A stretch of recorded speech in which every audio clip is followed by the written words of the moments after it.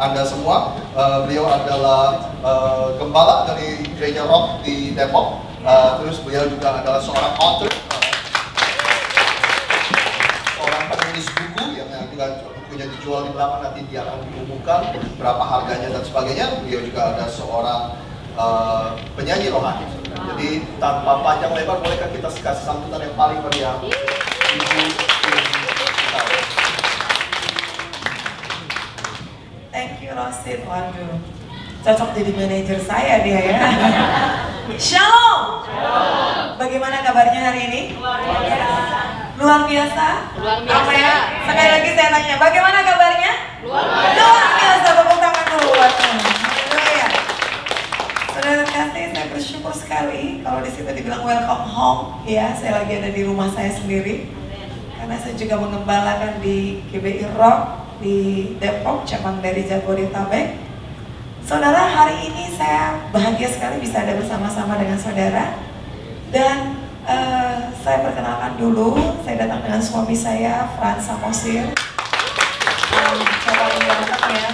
Kemudian ada 3 anak saya, laki-laki, pria, cowok. Jadi 3-3-nya laki-laki.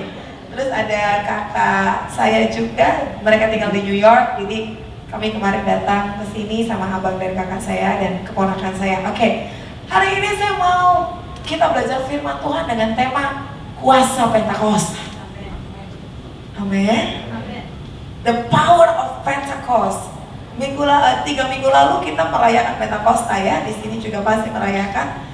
Ada kuasa di dalam Pentakosta. Kita buka dari Kisah Rasul 1 ayat 8. Kisah Rasul 1 ayat 8.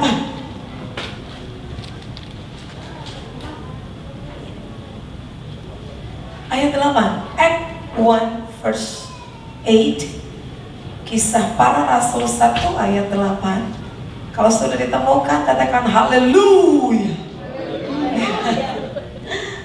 Oke.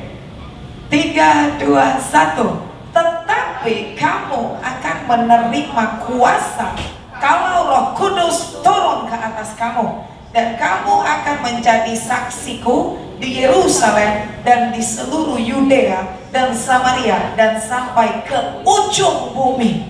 Haleluya.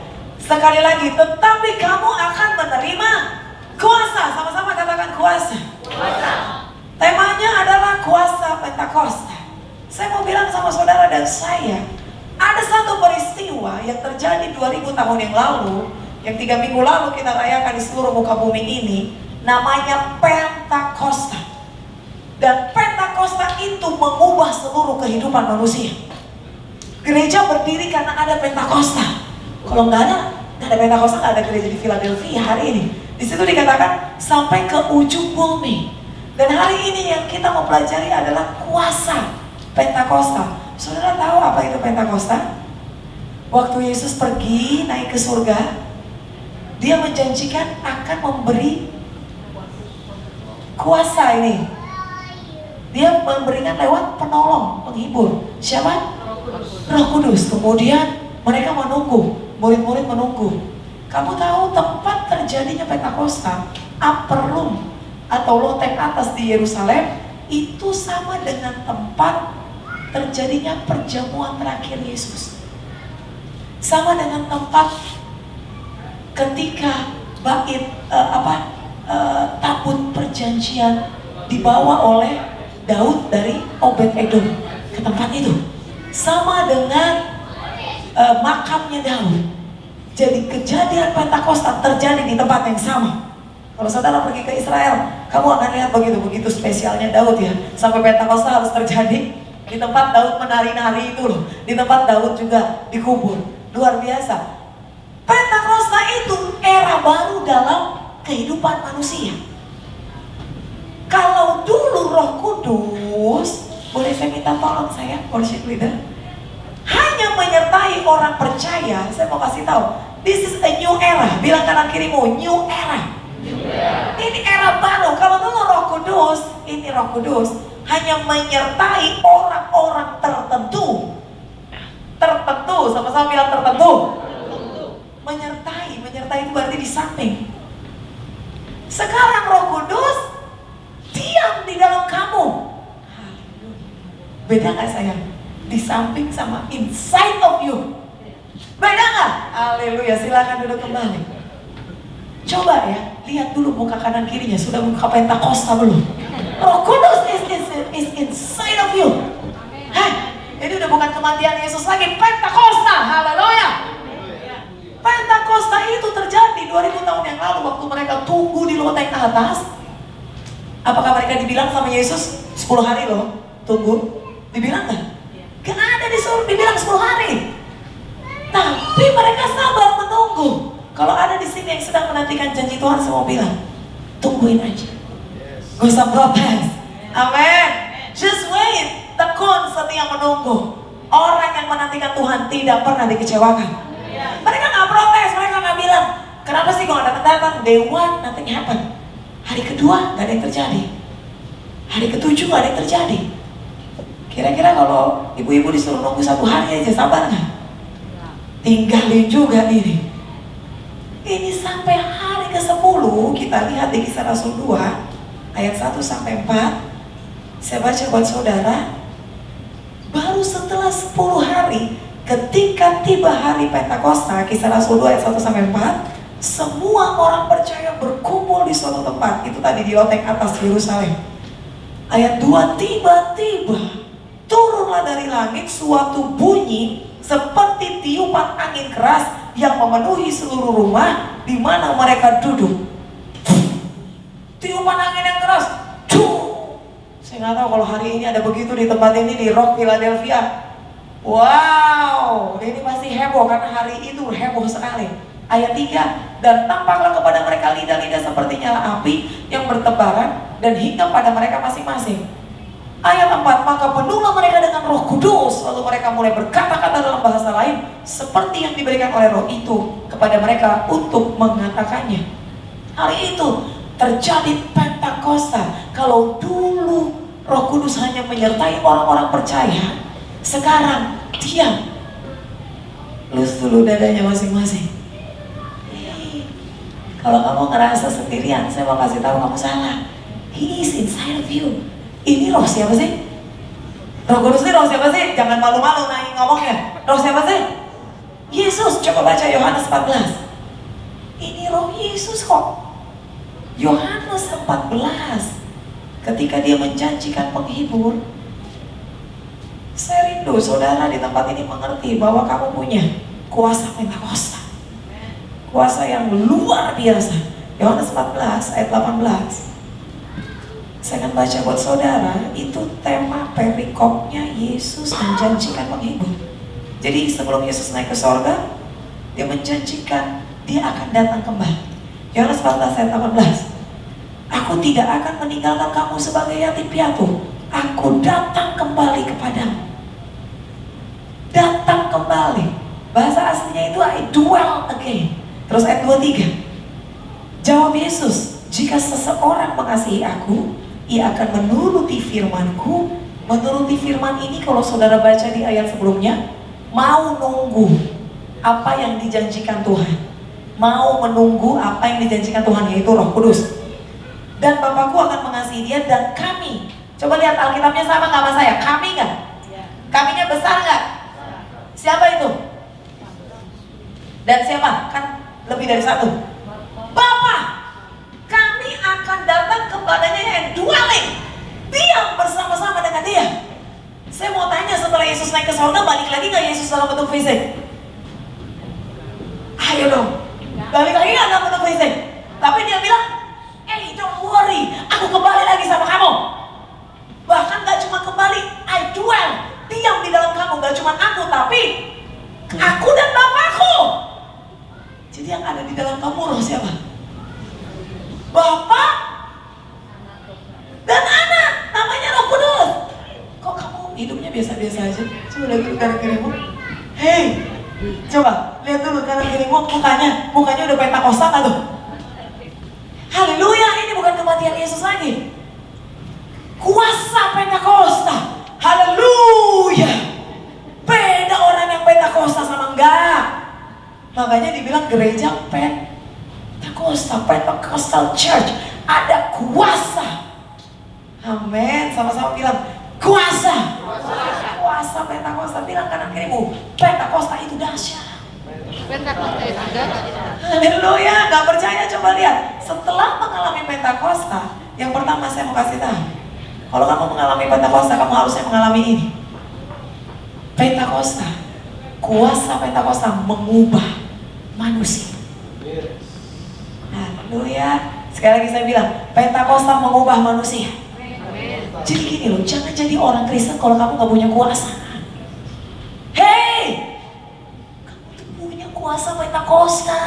Hidup kamu mestinya berbeda dengan yang lain. Makanya tadi invite, apalagi kamu jadi saksi sampai ke Yerusalem, sampai ke ujung bumi. Philadelphia kalau dari Indonesia udah ujung bumi. Tapi jadi saksi harusnya melayani. Banyak orang di luar sana membutuhkan Kristus, tapi it's not happen because tadi tidak mengalami kuasa Pentakosta. Saya berdoa tadi datang ke sini mukanya belum muka Pentakosta, pulangnya sudah Pentakosta. Haleluya. Saudara, yang pertama, kuasa Pentakosta mesti harus mengubah manusia. Petrus sebelum mengalami Pentakosta penakut gak? Banget. Aduh, dibilang, kamu kenal Yesus gak? Enggak, 3 kali denying Jesus. Tapi setelah mengalami Pentakosta, coba lihat Kisah Rasul 2. Wah, mestinya saudara nih udah, saya percaya ini bangku-bangku kosong terisi semua oleh jiwa-jiwa ini 2 kali ibadah jadi 5 kali ibadah. Siapa yang mengerjakan itu? Kuasa Pentakosta. Gak bisa, Pentakosta tuh pasti mengubah manusia. Mesti. Kisah Rasul 2 ayat 14, saya baca buat saudara. Setelah mengalami Pentakosta, nanti baca di rumah sampai lengkap, maka bangkitlah Petrus berdiri dengan ke-11 rasul itu, dan dengan suara nyaring, artinya dengan keras, dengan lantang. Kalau mau beritakan firman Tuhan, jangan tahan-tahan. Amin. Katakan kebenaran di atas kebenaran. Gak usah pakai gak enak. Aduh, ini kan Amerika, saya gak enak. Lah sudahlah, biarin orang mau rusak-rusak aja. Yang penting bukan kita yang rusak. Gak boleh begitu. Beritakan, kuat-kuat kata firman Tuhan. Beritakan kesalahan orang, kasih tahu supaya orang bertobat dan menerima Yesus. Saudara, di situ dikatakan dia berseru dengan nyaring, berkata kepada mereka, hai kamu orang Yahudi dan kamu semua orang yang tinggal di Yerusalem, ketahuilah dan camkanlah perkataanku ini. Terus panjang dia punya khotbah, sekitar 5 menit aja khotbahnya. Kamu tahu apa yang terjadi? Kita buka Kisah Rasul 2 ayat 41. Baca bersama ayat 41. Padahal tadinya penakut ya, terus jadi berani khotbah gitu di hadapan orang Yahudi. Padahal baru saja Yesus disalib 40 hari sebelumnya. Bisa aja habis itu dia yang disalib. Tapi kuasa Pentakosta mengubah orang. Penakut jadi pemberani. Gak berani bersaksi, jadi bersaksi. Tidak berani menginjil, jadi berani menginjil. Oh, haleluya. Pentakosta mesti mengubahkan. Kisah Rasul 2 ayat 41, sama-sama 3, 2, 1. Orang-orang yang menerima perkataannya itu memberi diri dibaptis, dan pada hari itu jumlah mereka bertambah kira-kira. Rosyid saya sampai hari ini belum pernah khotbah 3.000 orang langsung bertobat. Oh my God, 3.000. Halo, ada yang di sini keluarganya belum terima Yesus, belum bertobat? Bisa lewat kamu nanti. Amin. Jadi yang pertama, Pentakosta mengubah. Petrus yang tadinya penakut, Yesus disalib aja dia gak kelihatan. I don't know, waktu Yesus disalib cuma ada satu laki-laki namanya Yohanes. Sisanya perempuan semua. Laki-laki. Halo. Tapi laki-laki di sini gak ada yang begitu ya. Gak ada yang pengecut ya. Gak ada tuh waktu Yesus disalib, gak kelihatan semua batang hidungnya. Kabur. Waktu Yesus dikubur, subuh-subuh benar. Masih pagi sekali, bisa jam 3, jam 4. Karena kubur Yesus itu kan dijagai sekali. Karena itu satu peristiwa yang luar biasa. Saat itu di Israel, siapa yang datang paling pagi, Bu? Perempuan. Haleluya, mana itu semua laki-laki. Tapi Pentakosta merubah. Ada yang di sini nggak berani bersaksi, boleh angkat tangan? Nggak berani melayani? Yes, silakan. Angkat tangan. Aduh, aku kalau ngomongin Yesus takut ah. Kalau kamu ngalamin yang namanya kuasa Roh Kudus, mestinya mengubah engkau. Amin. Jangan jadi orang Kristen nggak punya kuasa. Haleluya. Tadi dibilang kamu akan menerima kuasa kalau Roh Kudus turun ke atas kamu. Saudara terkasih, lewat Pentakosta orang diubahkan. Orang yang pelit jadi murah hati. Yang ngamen cuma satu. Kamu udah ngalamin Pentakosta berapa kali tapi masih aja pelit. Orang yang susah mengampuni, udah. Orang yang gampang tersinggung, gak lagi tersinggung. Hatinya sudah anti gores. Wih, keren ya. Nanti beli buku saya cuma $10 aja tapi tinggal 17 biji. Saudara, baca nih, kenapa Ibu Virgi pakai pedang, pakai baju perang, tapi muka tetap manis. Haleluya, punya kuasa, bener gak? Hei, kamu punya kuasa, bilang kanan kiri, kamu punya kuasa. You have that kuasa Pentakosta. Ada.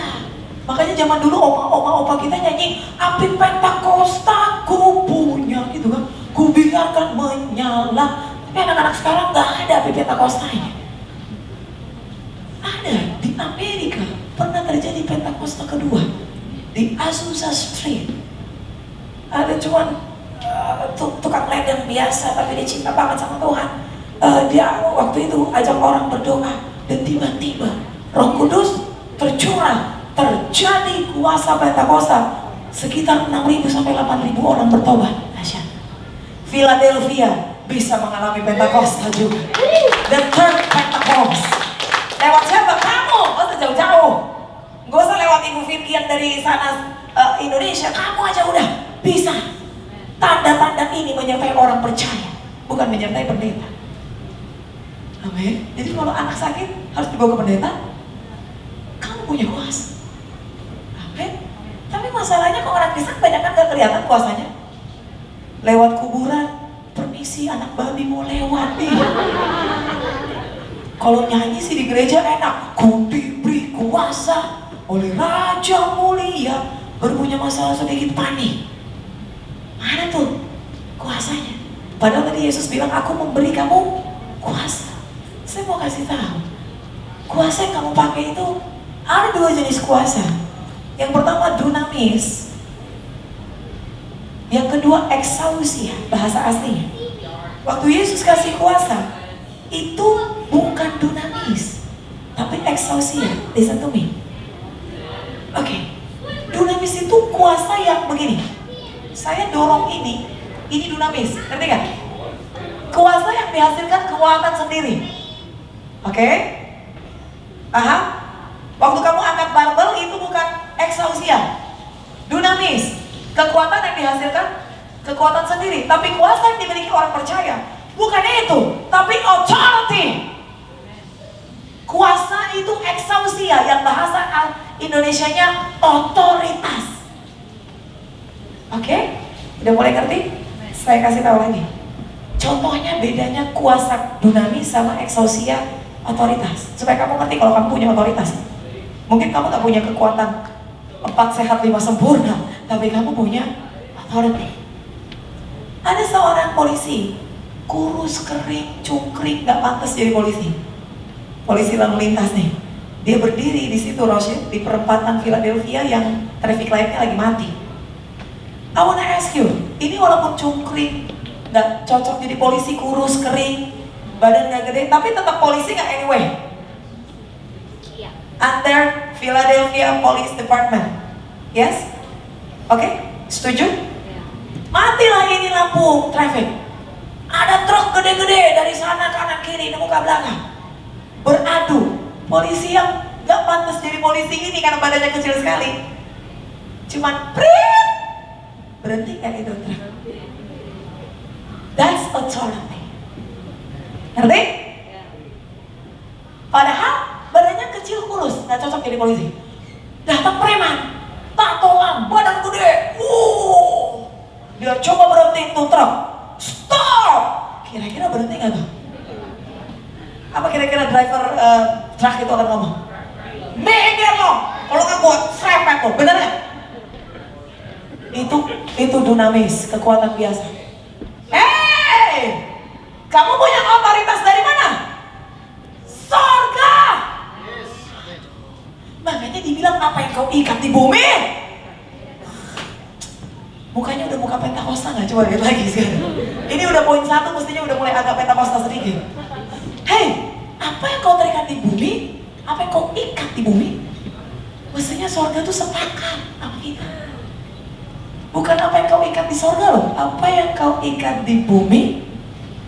Jadi artinya sorga itu sepakat sama kamu. I didn't hear yes. Yes. Bilang kanan kiri, mestinya sorga sepakat sama kamu. Gak susah. Makanya kita dibilang representative of Christ Kingdom. Kingdom authority ada sama kita. Gak susah, gak susah, gak susah.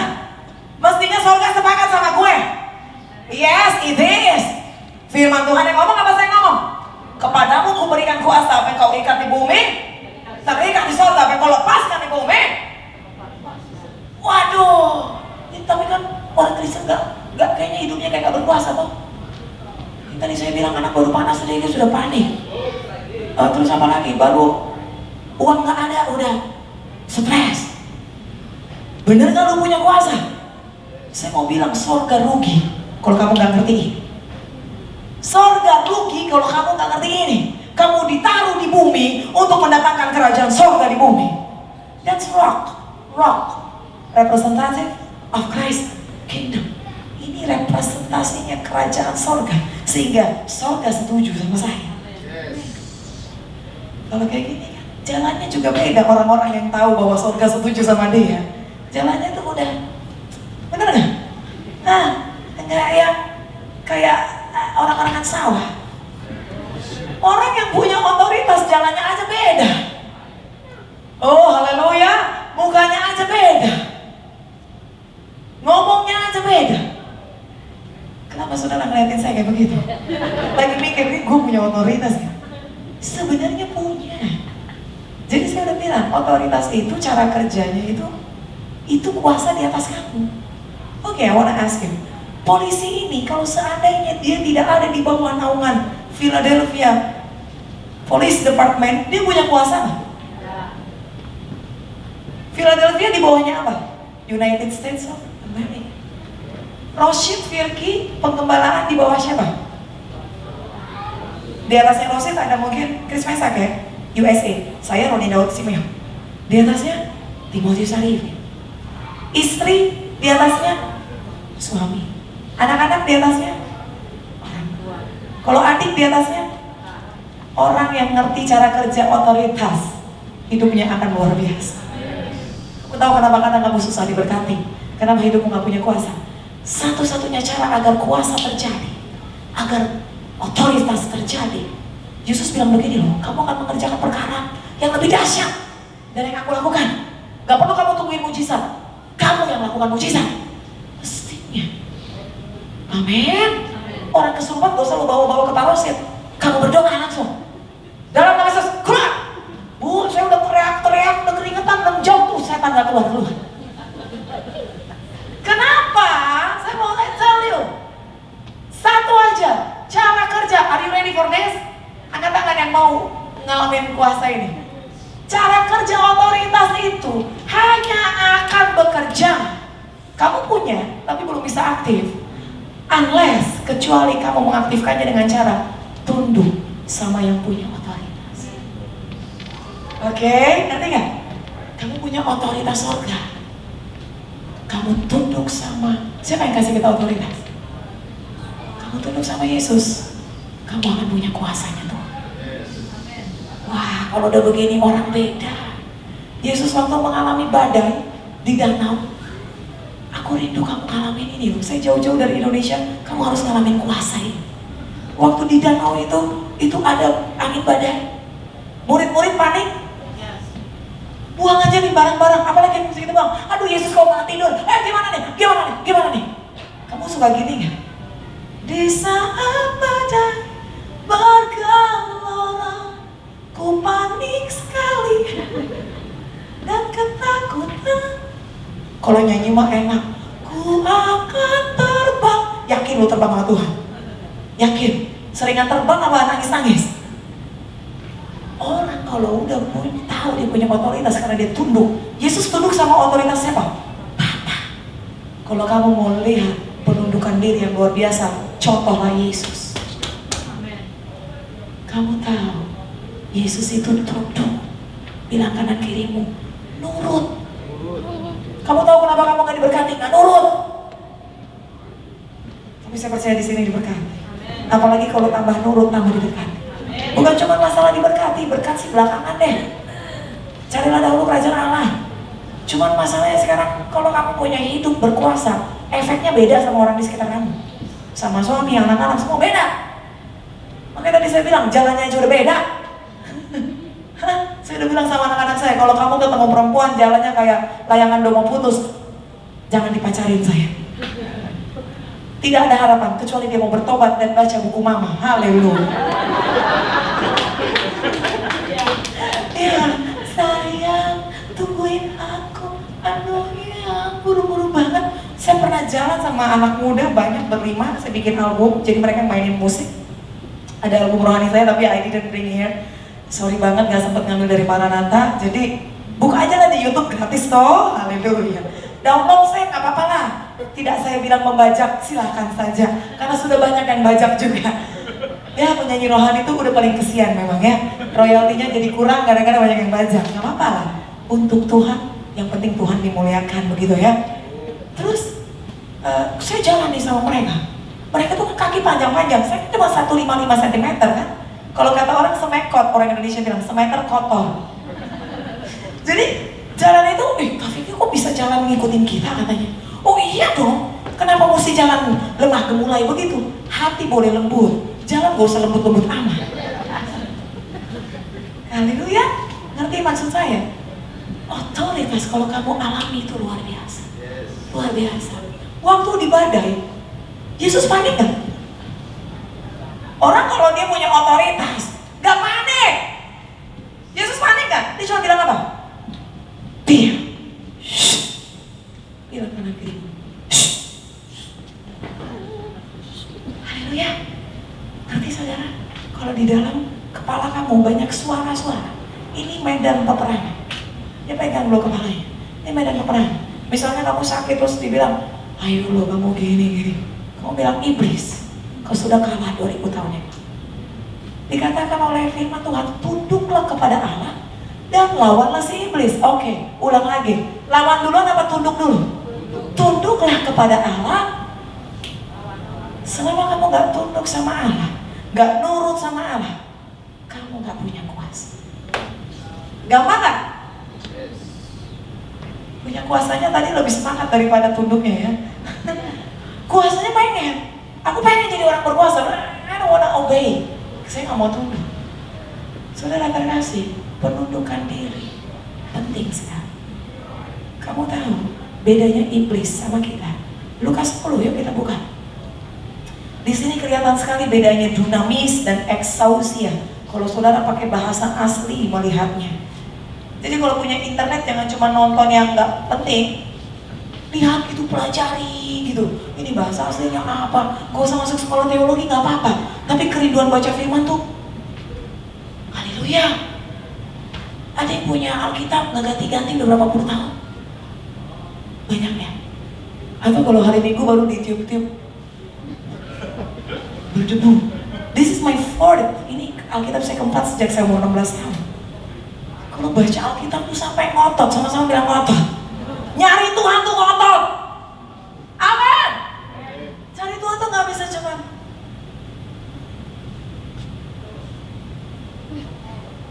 kamu akan ketemu Tuhan. Kamu tahu wanita yang udah 12 tahun, saya selalu bilang, every time you come to the church, setiap kali kamu datang ibadah atau kamu di kamar lagi ibadah, artinya lagi berhubungan sama Tuhan, pastikan kamu dapat sesuatu. Sekali lagi, jangan ibadah kalau kamu nggak dapat sesuatu. Bukan duit ya yang saya bilang ya, tapi mengalami presence of God. Wanita yang 12 tahun pendarahan, dia datang dengan keinginan yang kuat untuk apa? asalku jamah saja jubahnya, aku sembuh. Orang yang kuat mencari Tuhan akan bertemu dengan Tuhan. Makanya Tuhan bilang, carilah aku selama aku berkenan untuk ditemui. Ada waktunya Tuhan gak berkenan lagi. Saudara lihat deh, Lukas 10 ayat 19. Kalau dalam bahasa asli nanti ini lebih kelihatan bedanya. Sesungguhnya, verily, aku telah memberikan kuasa, betul? Kuasa di situ bahasa aslinya exousia. Nanti boleh buka di Sabda Alkitab Yunaninya. Exousia kepada kamu. Exousia tadi apa? Otoritas. Kuasa bukan karena apa yang kita buat, tapi diberikan oleh yang ada di atas kita. Sekarang saya mau tanya, kalau Jokowi kasih kamu ke otoritas, kira-kira Jokowi, Donald Trump kasih kamu otoritas, kira-kira hidup kamu jadi gimana? Oke? Gaudan? Dikasih ini, oke. Siapa nama kamu saya? Henny. Donald Trump kasih, oh this is the authority I give to you. Aku kasih cincin, ini kamu, kan begitu suaranya Donald Trump ya. Ini bisa jadi presiden, itu mujizat juga. Ini kasih, kira-kira jadi berubah gak tuh? Itu Donald Trump, ini siapa sih yang kasih kamu kuasa? The King of all kings, yang menciptakan langit dan bumi. Cuma kita gak nyadar ya. Kita lebih senang kalau Donald Trump yang kasih kita kuasa ya. Kalau bos kita kasih kuasanya udah berubah gak? Tangan kanan bos gitu udah jadi berubah gak tuh? Yes. Kenapa hidup kamu gak berubah? Coba tanya dulu sama dia. Halo, tanya dulu, tanya sama orang sebelah kamu. Kenapa hidup kamu gak berubah? Ayo, kenapa? Padahal itu kuasa apa? Kuasa Allah yang maha tinggi mestinya berubah karena punya kuasa. Pulang dari tempat ini change, berubah. Ketika kamu ngomong orang dengar, Roh Kudus bekerja, orang bertobat. Apa yang dikerjakan tanganmu berhasil. Ayo jadi orang yang punya otoritas. Karena yang kamu pakai bukan otoritas sembarangan, but the authority of the kingdom of the Lord. Kuasa yang tidak berubah dahulu, sekarang, sampai selama-lamanya. Wow, dahsyat sekali. Di situ dikatakan kuasa kepada kamu untuk menginjak ular dan kalajengking. Dan kuasa lagi, authority exousia, untuk menahan kekuatan. Ada kekuatan nggak di sini? Kekuatan itu sama-sama pakai kuasa sebenarnya, tapi itu dunamis. Musuh itu siapa? Suami saya musuh saya, mertua saya bu bertobat. Musuh itu siapa? Jangan kau bilang ini ibu-ibu tua inilah musuh saya. Dalam nama Yesus, iblis keluar dari rumah saya. Peperangan kamu bukan melawan roh, daging, roh dan iya darah dan daging, tapi melawan roh jahat. Udara. Musuh siapa? Kamu semangat gak udah punya musuh? Musuh kamu siapa? Iblis. The day kamu percaya sama Yesus, kamu sudah punya musuh. Bilang kanan kirimu, saat kamu percaya sama Yesus, kamu sudah punya musuh. Yes. Be ready for that. Siapa aja sama itu. Amin. Kenapa? Iblis itu musuh kita. Karena kamu menyerahkan seluruh hidup kepada Yesus. Nah itu pakai kekuatan. Musuh nggak? Iblis nggak pernah dikatakan punya exousia, nggak pernah punya authority. Karena apa? Karena apa? Halo? Kamu tahu bedanya Yesus? Yesus tunduk sama Bapa. Iblis Tidak tunduk. jadi yang suka nggak tunduk mirip-mirip sama. I wanna tell you guys, sehingga tidak ada yang akan siapa di sini yang mau hidupnya terus punya kuasa semuanya untuk kemuliaan Tuhan, bahkan gak ada yang membahayakan kamu. Angkat tangan, gampang, tunduk aja, bilang kanan kirimu tunduk. Udahlah, jangan kau, kalau kata orang Batak, recok. Tahu recok, susah banget untuk tunduk. Mukanya ada tegang ya, agak susah untuk tunduk ya. Tapi kalau nyanyikan, Engkaulah Tuhan, Engkaulah Raja. You know arti Raja? Tuhan itu bahasa aslinya Adonai, artinya the King. Kamu tahu bedanya presiden sama King? Ada yang bisa demoin presiden? Bisa. Menjatuhkan presiden? Kamu bisa demo sama Raja? You cannot demo, gak bisa. Kalau kamu hidup di kerajaan, kamu tahu hidupmu ditentukan oleh raja. Nasib kamu ditentukan oleh raja. Nasib orang di negara belum tentu ditentukan presiden, tapi raja. Makanya kita dibilang ROCK, Rock, Representative of Christ, kerajaan. Rajanya siapa? Raja itu sampai mati aja, kalau disebut namanya, misalnya King Henry gitu, saudara mesti Hail to the King. Presiden ada digituin, ayo hormatin dulu. Presiden Soekarno, Republik Indonesia yang pertama, Soekarno, ada yang begitu? You're not doing that. Tapi the king, gak bisa. Raja itu memiliki seluruh kehidupan kamu. Raja itu punya semuanya. Gak ada demokrasi dalam kerajaan. Tidak ada suara terbanyak dalam kerajaan. Dalam kerajaan, suara raja yang harus diikuti. Kamu mau diberkati dengan sangat luar biasa? Tunduk sama raja. Kalau belum sampai ya semua ini belum Pentakosta. Kamu mau diberkati dan memiliki kuasa yang luar biasa? Tunduk sama raja. Yes. Susah untuk tunduk. Emang susah, gampang-gampang susah. Saya mau kasih kesaksian. Suami saya ini, kita 15 tahun sudah melayani. Saya pendeta dan dia politisi. Oh haleluya. Orang bilang gini, kok bisa nyambung? Tadi bapak nanya kan? Itu Siahaan nanya, kok bisa bu? Bisa. Dia dari partai PDI Perjuangan. Saya bukan lagi promosi partai, itu masing-masing orang. Teman Ahok berarti ya. Jadi, I wanna tell you. Oh saya juga Pak. Oke. Enggak, kita nggak lagi ngomongin itu. Begini, dengar. Orang politik sama orang yang di gereja kira-kira rohanian mana? Gereja dong. Setuju ya? Setuju? Oke. Tapi kamu tahu, orang-orang politik itu punya kebiasaan yang tidak bisa kadang dilakukan oleh orang gereja. Tahu apa? Kalau ngomongin nyanyi haleluya, haleluya 40 kali, ya jagonya orang gereja. Tapi kalau udah ngomong penundukan diri, saya belajar loh, yang namanya di politik, they are the man under authority. Orang di militer juga, coba kamu bilang sama komandan kamu, mau perang, komandan izin, gue gak ikut perang. Kalau lu gak ditembak, lu udah syukur. Kenapa orang-orang begini malah ngerti yang namanya tunduk sama otoritas? Satu kali, banyak kisah, tapi satu kali saya angkat satu kesaksian. Suami saya diminta untuk menyiapkan 400 orang. Jadi ini hari, besok Frans sama bosnya ibaratnya, sebenarnya dia gak bayar Frans. Dibilang bos, dia gak kerja, he's not working for him. Cuman dalam kepengurusan partai, dia ada di atasnya. Paham? Dibayar juga enggak sebenarnya. Kamu siapkan 400 orang, besok harus ada semua tempat dan makanan. Itu dia dikasih duit gak kalau begitu? Kira-kira orang gereja kalau ditanya 400 orang gembala ngomong gitu, besok harus ada sama tempat sama makanan, kira-kira jawab apa? Jujur. Di gembala ada aja nih, nggak bisa pak, enak aja mentang-mentang pemimpin nyuruh-nyuruh, emangnya gampang? Dadak begitu, benar nggak? Halo, yang katanya kita orang rohani, benar nggak? Itu orang jawaban paling jujur. Tuhan mencintai orang yang jujur.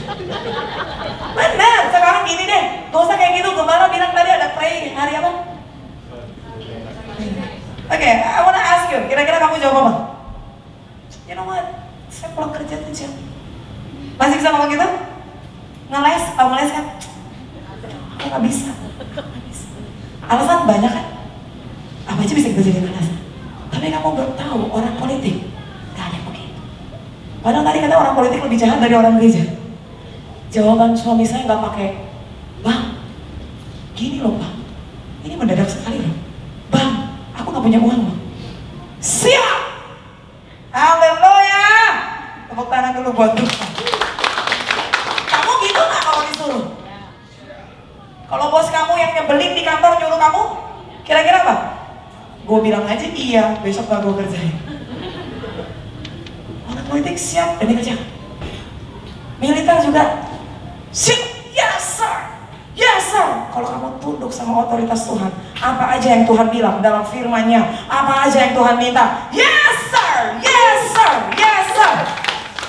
Ampuni, yes sir. Minta maaf, yes sir. Rendahkan hatimu, yes sir. Gak perlu kamu tanya, nggak mau Tuhan. Kenapa harus begitu Tuhan? Why me, why Tuhan bilang why not? Kebanyakan kali mau nanya. Kalau kata orang Padang banyak kali cincong. Kalau orang ngerti otoritas, tunduk. Amin. Saya menjalankan ini 15 tahun. Saya diberkati luar biasa. Kalau kamu tunduk sama Tuhan, makanya dibilang kalau firman-Ku ada dalammu dan aku ada dalammu, minta apa saja. Masalahnya kamu gak tunduk. That's why you don't get anything. Haleluya.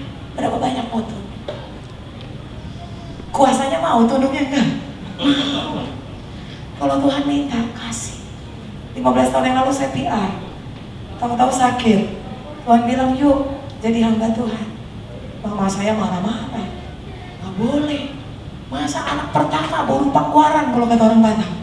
Anak pertama jadi pendeta. Kalau di kampung kami, ini kampung kami, I don't know di sini. Kalau ada anak nilai agak bagus, saya sering banget juara 1, langganan dulu, agak manis.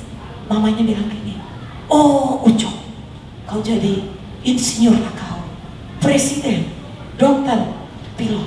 Benar gak Bu? Kalau si Ucok ini nilainya do, re, mi, fa, sol, fa, mi, re, do, nilainya 1, 2, 3, 4, 0, 0, 0, bawa pulang, nanti digoreng di rumah telurnya, dipanggil, apa Pak? Ma, kalau dibilang orang, ini kok kurang pintar. Apa kata mamanya? Jadi pendeta lah kamu. Betul nggak?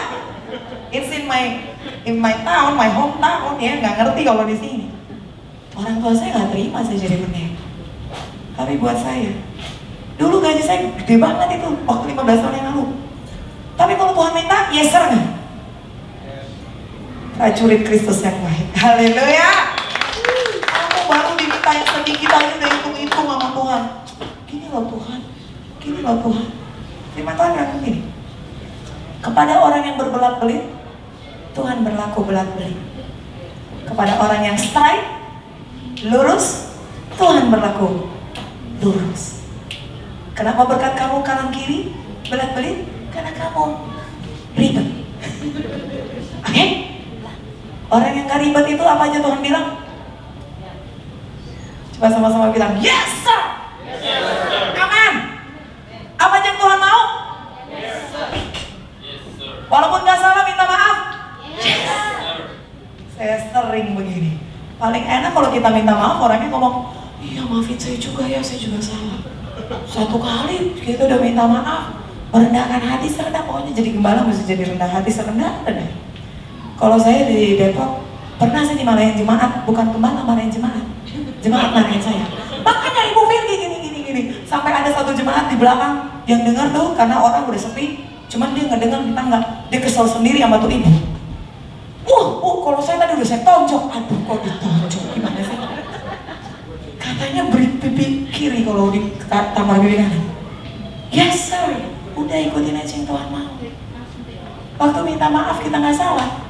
Kalau orang bilang, ya saya juga minta maaf masih enak. Satu kali saya diginiin, gitu dong. Tahu kan kalau kamu salah? Nanti nggak sadar. Kita nggak salah minta maaf, tapi orangnya ngomong nggak gitu dong, itu baru benar. Udah tahu kan sekarang kesalahannya?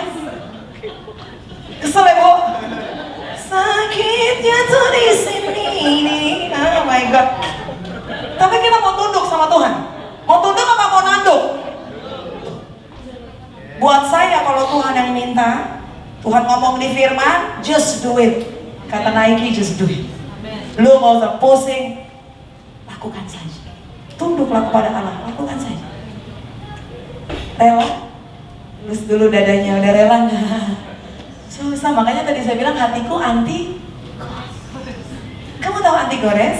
Handphone kalau anti gores, lu mau apa-apain juga udah nggak bisa diapa-apain kan? Jangan cuma handphonemu anti gores, hatimu juga harus anti gores. Amin? Jadi mau diapain juga? Haleluya. Oh keren kalau orang Kristen begini. Tapi kalau nggak anti gores baru sedikit tersinggung. Muntaber, tau muntaber? Mundur tak beraturan. Dikit-dikit gua keluar ah. Dikit-dikit udah ah. Dikit-dikit udah pisah. Udah nggak mau lagi, keluar. Oh makanya pindah kerja sampai 10 kali. Gak cocok sama bos. Halo, ada yang tersinggung di sini? Puji Tuhan. Firman Tuhan bilang begini, tunduklah kepada, hai hamba, tunduklah kepada Tuhanmu yang bengis sekalipun. Bilang kanan kirimu, yang bengis sekalipun. Kamu gak punya alasan untuk bilang, kalau galak gue gak mau tunduk. Hai istri, tunduk kepada suami dalam segala. Yang galak juga tunduk.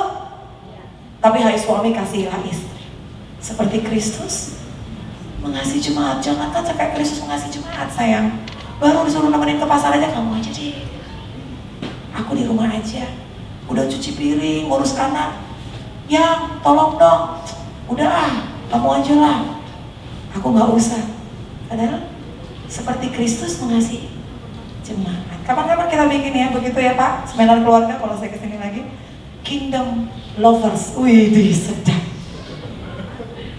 Kamu harusnya merasakan surga, bilang kanan kiri. Kalau kamu punya rumah tangga kayak di neraka,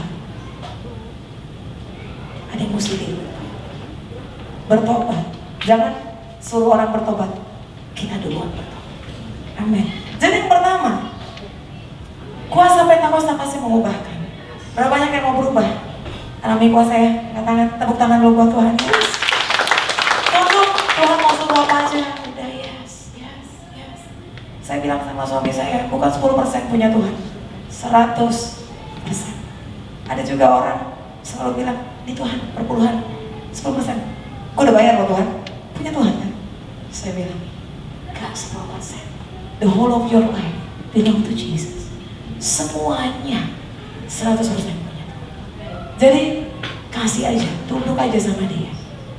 Bedanya iblis, dia gak tunduk sama otoritas. Jadi kalau yang gak suka tunduk sama otoritas, mirip-mirip sama. Nah saya mau kasih tahu, dosa pertama kali adanya apa? Pemberontakan. Sampai di Taman Eden, apa yang dia coba untuk mentransferkan kepada manusia? Hawa, makanlah buah ini. Apakah dia bilang begini, kalau kamu makan nanti kulitmu kinclong, kenceng, kemerah-merahan? Apa iblis ngomong gitu? Iblis bilang apa? Kalau kamu makan, kamu menjadi sama. Hati-hati.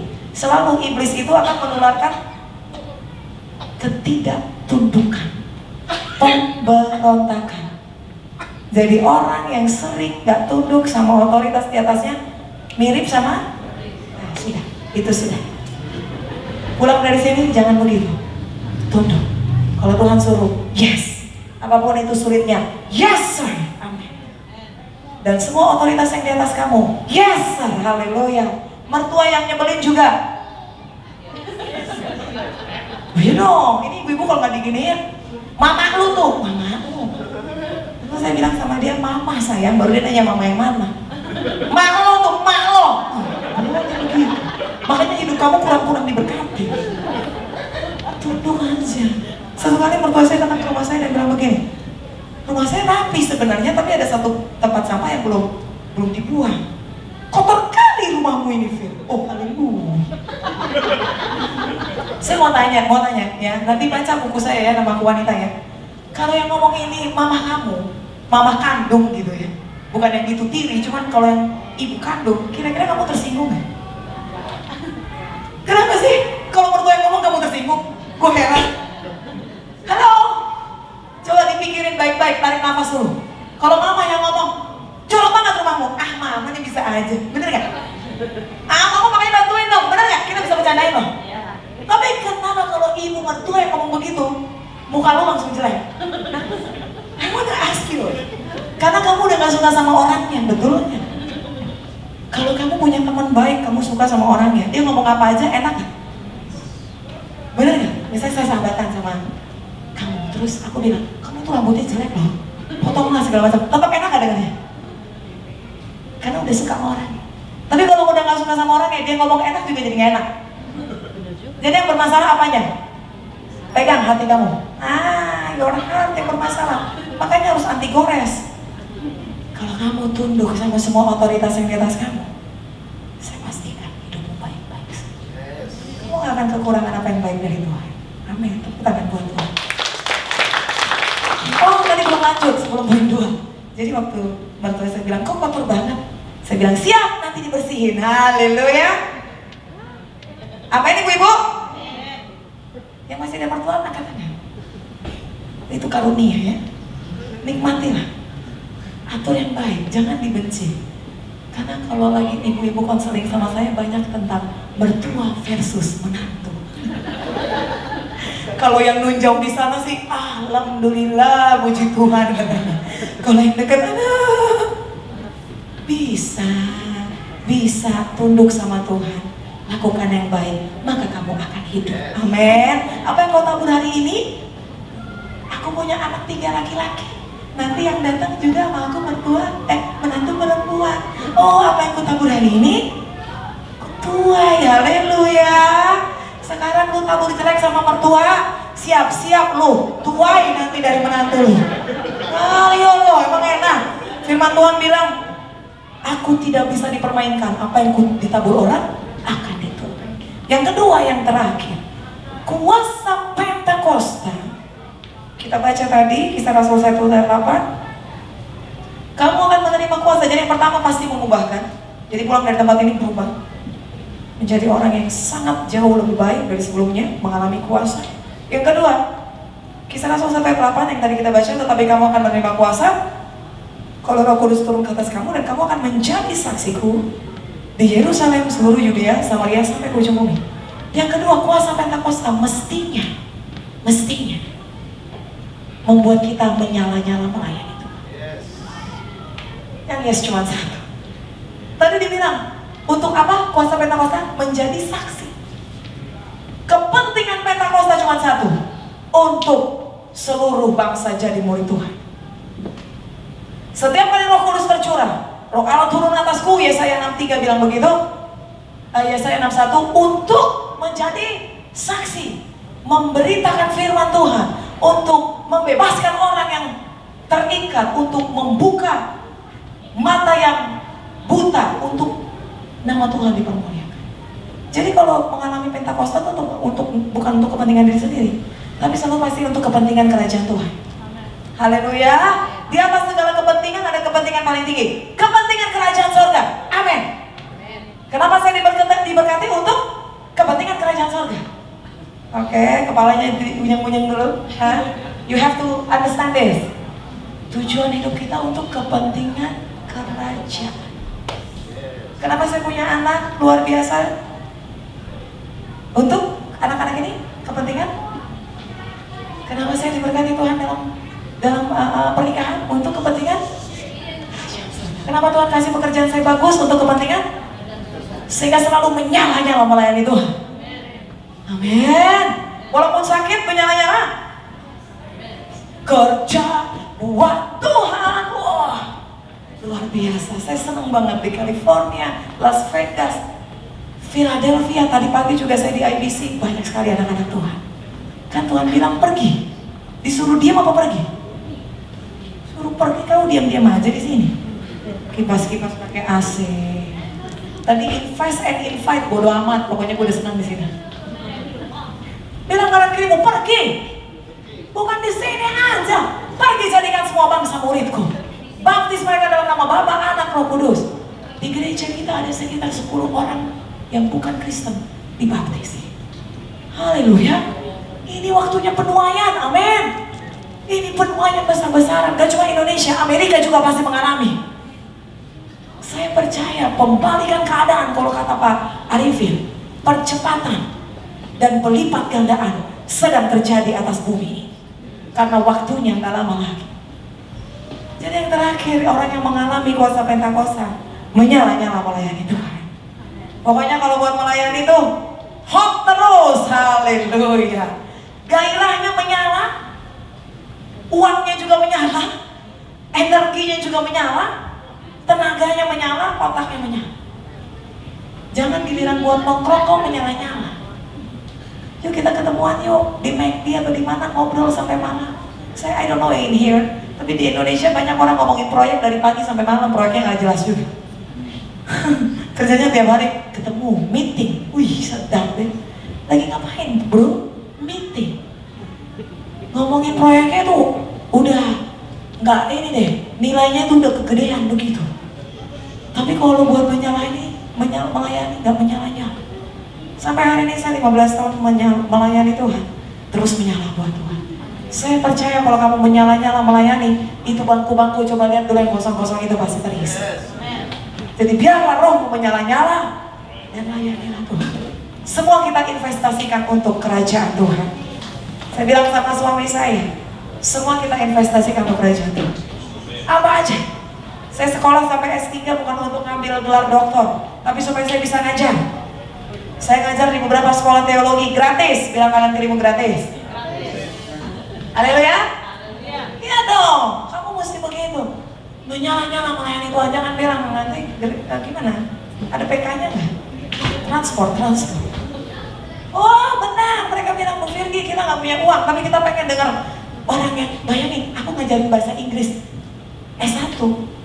Katanya begini. Ih, kok dokter mau ngajarin bahasa Inggris S1 nggak dibayar? Why not? Haleluya. Menyala-nyala melayani Tuhan. Haleluya. Saya kalau buat melayani ini dari pagi nggak makan. Saya bilang sama suami saya, sebenarnya saya lapar. Tapi kalau udah melayani tuh, Pentakosta. Haleluya. Kalau lu ke gereja nggak Pentakosta, giliran ke mall baru lu Pentakosta. Something wrong with you guys. Kenapa ya kalau ke gereja saya biasa-biasa, tapi kalau mau sale, itu kayak ada setannya tuh kalau sale. Salih, sale, 70% kayak lu lagi dipanggil-panggil gitu. Jangan begitu dong, kalau melayani itu harus semangat. Menyala, karena Pentakosta selalu membuat orang menyala-nyala melayani Tuhan. Apapun keadaannya. Sudah mau mati juga tetap menyala terus. Haleluya. Saya pernah satu kali KKR. Trombosit saya turun, sudah 150.000. Jantung debar-debar, tapi tetap KKR. Bagiku hidup adalah Kristus, mati adalah kotor. Buat saya, buat melayani Tuhan, apapun akan kita kerjakan. Amin. Ibu-ibu, amin. Bu, saya melayani kok. Melayani apa? Saya melayani suami saya dulu. Itu anak-anak, kan ngurus anak melayani. Ada yang bilang begitu? Ngeles ya?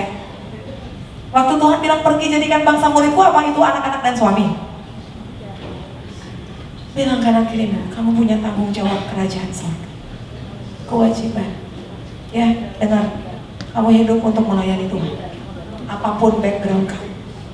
Jangan pernah bilang melayani anak-anak itu pelayanan juga. Enggak.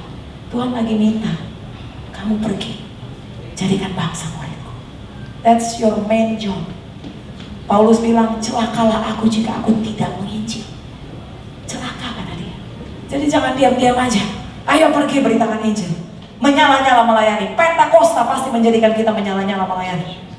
Bisa nggak melayani di sekolahan anak-anak? Saya kalau di sekolahan anak-anak saya, kalau lagi saya datang, orang yang tadinya gosip, ibu-ibu kan suka gosip kalau di kantin. Tiba-tiba diam. Ibu pendeta datang. Shalom, ibu pendeta gimana? Terus mereka ngomongin firman. Kalau ada saya, mereka nggak berani ngomongin orang. Benar, itu artinya kita punya kuasa toh. Kalau pas ada lo malah jadi, sini. Lu tahu gosip baru. That's a problem with you. You don't have that authority. Kayaknya kalau ada lu malah makin seru gitu. Kata orang Batak makin sor ngomongin orang. Bahaya men. Itu bukan representative of Christ Kingdom. Saya nggak tahu kerajaan dari mana yang model begitu. Ngerti? Kalau kamu datang, pastinya udah atmosfer berubah. Sampai kalau orang bilang begini, Pak Rosid, saya nggak usah ngomong sama Pak Rosid, tadi mau konseling. Saya pernah gitu, orang mau konseling. Nah itu juga Pentakosta itu. Orang mau konseling, belum ketemu, baru ditelepon, sudah mengalami pemulihan. Beda ya? Pak Rosid belum ngomong aja ngeliat wajah Pak Rosid, saya sudah dipulihkan. Oh itu baru dahsyat. Tapi baru ngeliat lo aja belum ngomong, ngeliat kamu aja udah. I don't think so, gue rasa tambah beban nanti aku ini. Oke, coba lihat muka kanan kiri, sudah muka Pentakosta. Amin. Haleluya. Yes. Jadi yang pertama tunduk sama Tuhan, kamu alami kuasa. Karena mengubah pasti. Yang kedua terakhir, menyala-nyala melayani. Selamat melayani Raja di atas segala Raja. Philadelphia untuk memuliakan Tuhan. Amin. Mari kita bangkit berdiri.